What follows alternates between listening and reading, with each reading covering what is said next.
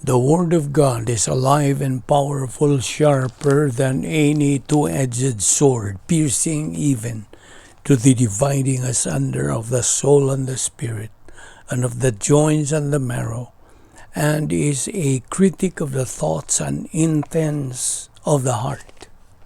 Ang tibuok nga kasulatan gipaginhawa sa Dios ug may kapuslanan alang sa pagpanudlo, alang sa pagpamadlong, alang sa pagpanulid, ug alang sa pagmatuto sa pagkamatarong aron ang tao sa Dios mamahingpit, masinangkapan alang sa tanang mayong buluhaton.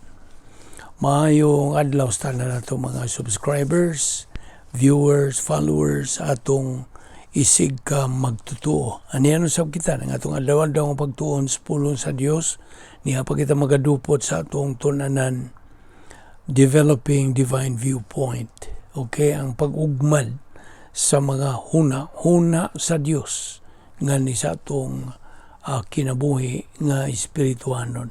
Okay, ikaw nga magtutuo, use rebound kung gikinahanglan man. Apan ikaw nga dili magtutuo, gamita ka na imong kabubuton, tumuo ka kang Ginoong Hesus ug ikaw maluwas. Mga buhat 16:31. Okay.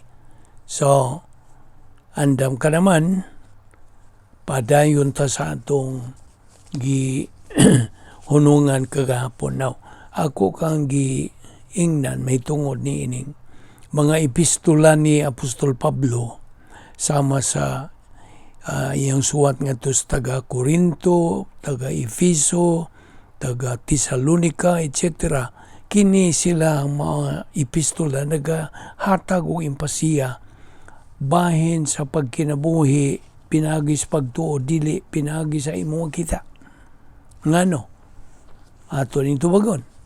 Tungod kay we know what happened to Paul on his way to Damascus. Yeah. Sa iyang pagpadong o paglatas diya sa Damascus way, kinatan man to siya o he was struck by God by making him blind. You see? So, nabuta si Apostol Pablo niya itong higayuna. It was sight nga mao ang focus dito. Diba? So, we live by faith, not by sight. Ayaw na nakalimti kini versikulo 2 Korinto 5:7.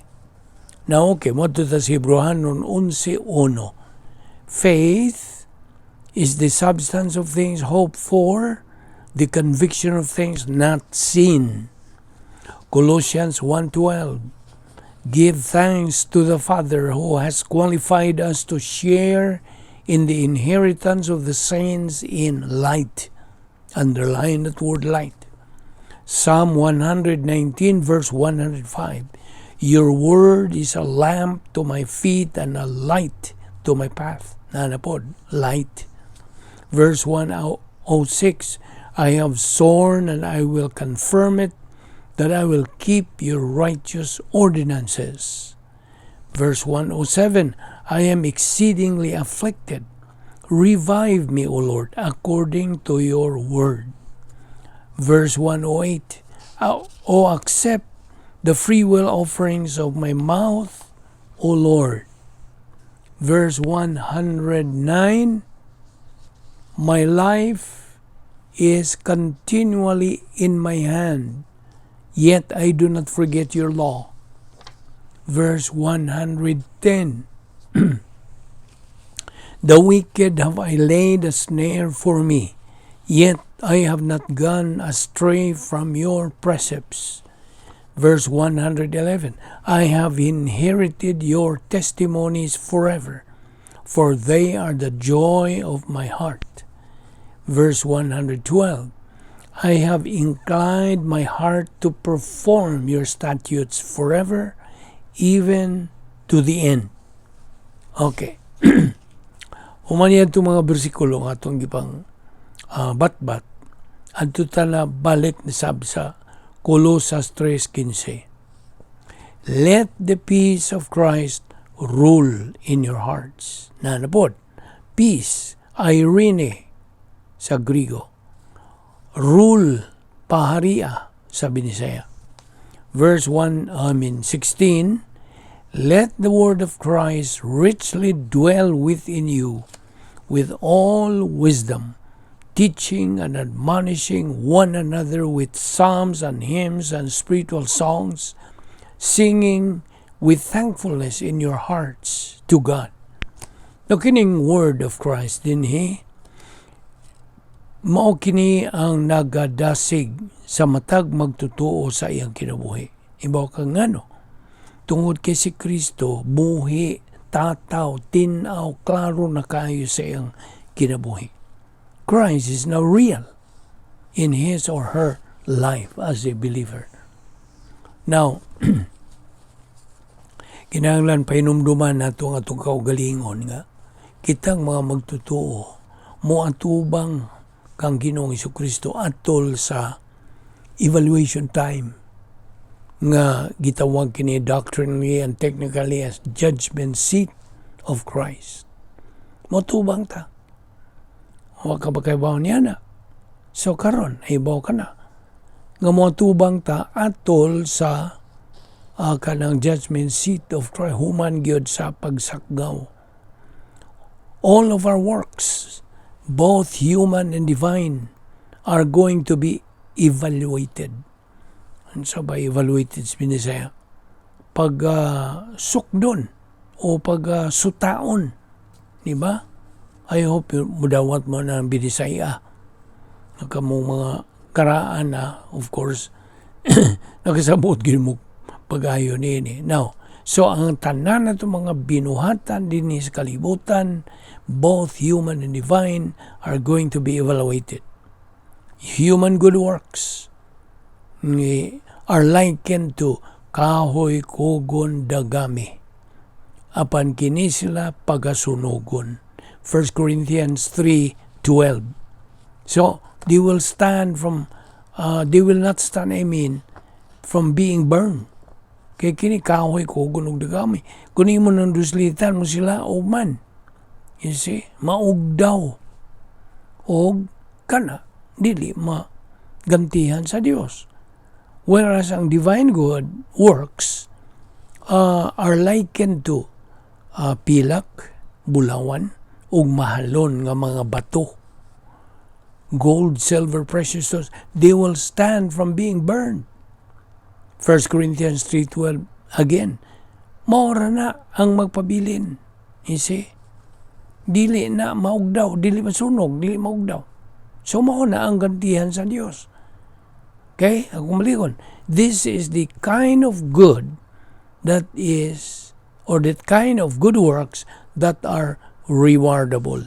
Niyan ang panahon na. Okay. Balik ta sa 1 Corinthians 3:10. According to the grace of God which was given to me, like a wise master builder, I laid a foundation, and another is building on it. But each man must be careful how he builds on it. Verse 11, for no man can lay a foundation other than the one which is laid, which is Jesus Christ. Verse 12, now if any man builds on the foundation, gold, silver, precious stones, wood, hay, straw. Okay. Continue reading verse 13 on niya. Now, hinumdumi. Remember again that ang pulong sa Diyos is a lamp unto my feet and a light unto my path. Psalm 119 verse 105. Now, unsa ibot pasabot nining living in the light? Well, ang imong pagkinabuhi diha sa kahayag kini nagkahulugan og living our life as unto the Lord. Mao na ibot pasabot. Now, ang pulong sa Dios now buhi na. Kanang klaro na, tataw, tinaw na sa atong kinabuhi. Ingon nga mga Kristohanon. Okay? Proverbs 2 verse 10. For wisdom will enter your heart and knowledge will be pleasant to your soul. Verse 11. Discretion will guard you understanding will watch over you. Verse 12, to deliver you from the way of evil, from the man who speaks perverse things. Verse 13, from those who leave the paths of uprightness to walk in the ways of darkness. Now, kita mga magtotoo, we should be grateful for what God has given us, including salvation. Ikaw, nagmapasalamaton ka ba? Ilabi na niya ng inigmata nimo sa buntag, inigbangon nimo. Ayaw, gyud kalimot. Sa pagpasalamat sa mga gipagsangkap sa Diyos kanto, tanan. Ang tanan nga itong gikinahanglan, gi-supply na sa Diyos. Pasalamatan na to siya. Labi na ang bahin sa kaluwasan. But we should understand sa gisulti diha sa Hebrewanon kapitulo 6 versikulo 9 na nagkanayon, but beloved, we are convinced of better things concerning you, the things that accompany salvation, though we are speaking in this way. Now, diniyo atong hunungon una, nini nga dawa, o ato ni padayon ugma. So ay kalimot, sa pagpahiuban ka nato sa atong alawad daw nga pagtuon sa pulong sa Dios. Salamat o Dios nini grasya nga mong gipahimuslan nga pagtuon sa among pulong pinagi sa Balbido Evangelistic Ministry. Dada kami pagbalik dinero kami magpadayon nga among pagtuon sa among pulong. Kining tanan namong gipasalamatan sa ngalan ni Ginoong Hesukristo. Amen.